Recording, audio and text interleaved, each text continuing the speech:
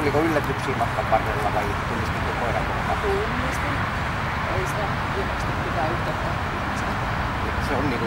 Joo, se on. Ei se tutkimusta kanssa. Hyvä. No mitään muita yllätyksiä? No ampuminen vähän. Se on yleensä ampumista. Se on vähän kuumalla ja semmoinen kaikki. Me tullaan kyllä siihen ampumiseen tässä. Käydään läpi näitä arvosanoja, mitä me ollaan kerätty tuon testin aikana tähän. Mä luettelen noita erikoiskokeita näitä arvosanojen yhteydessä, mutta pelkät erikoiskokeet ei määritä koko arvosanaa, vaan siihen vaikuttaa ihan kaikki, mitä sanotaan. No. Ensimmäinen on tämä koiran toimintakyky, se on koiran eräänlainen rohkeus, miten se pystyy kohtaamaan joku todellisen tai luuloton uhan, miten se näissä tilanteissa toimii järkevästi ja ennen kaikkea joutumatta pelomaan. Tässä on erikoiskokeena kelkka ja pimeä. Kelkan tulovaiheessa sillä hieman loppuu rohkeus kesken. Siinä ei ole pakosalle. Samoin on näissä meidän kuormitustilanteissa pimeässä huoneessa taas, mikä on toimintakykyä ilman mukaan, niin se liikkuu siellä tällä olemuksella koko aika. Tutkii paikan. Ja arvosanan kannalta sillä ei ole mitään merkitystä. Se ei vaikuttaa lainkaan. Aina se eli koska se välillä se rohkeus tahtoo loppuu kesken, niin kokonaisarvosana 1V. Sitten on terävyys, kuinka nopeasti koira reagoi aggressioon, joka yllättävää tavalla. Tässä on erikoiskokeena seinähyökkäys.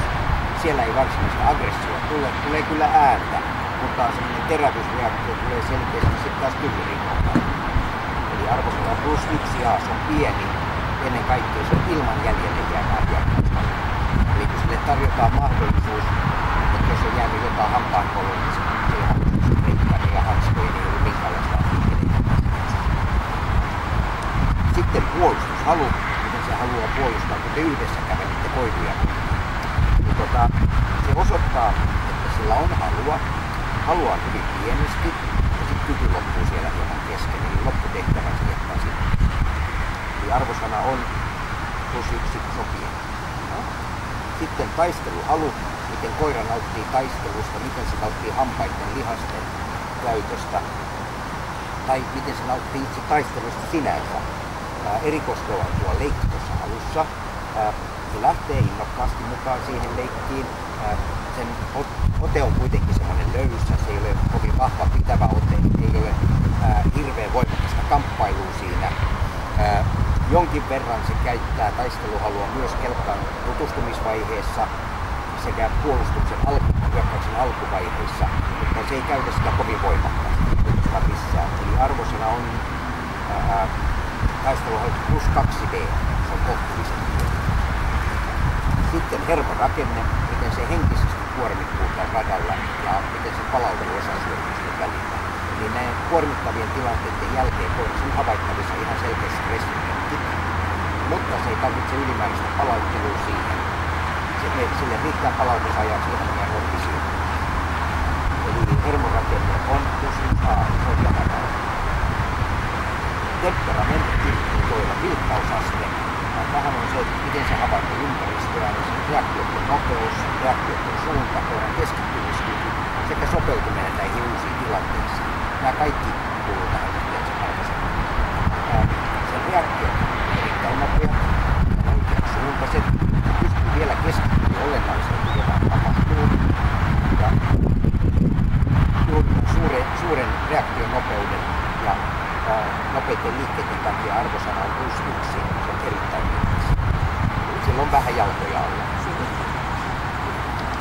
Sitten on kovuus, eli miten hyvin koira muistaa ikävät tapahtumat ja paikat, kun se tuodaan uudelleen.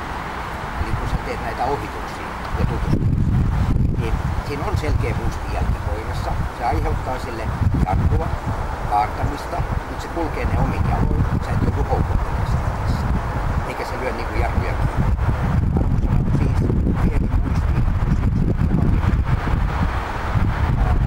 Päästävyys eli suhtautuminen vieraisiin ihmisiin. Se on joka tilanteessa, meidän kuuluu saada käsitellä koiraa, se käsiteltävissä. Se on joka kerta hyvän tahtoinen eikä kohtaa, niin jäädöksena on myös koira hyvän tahtoinen juoksuttaista raamia.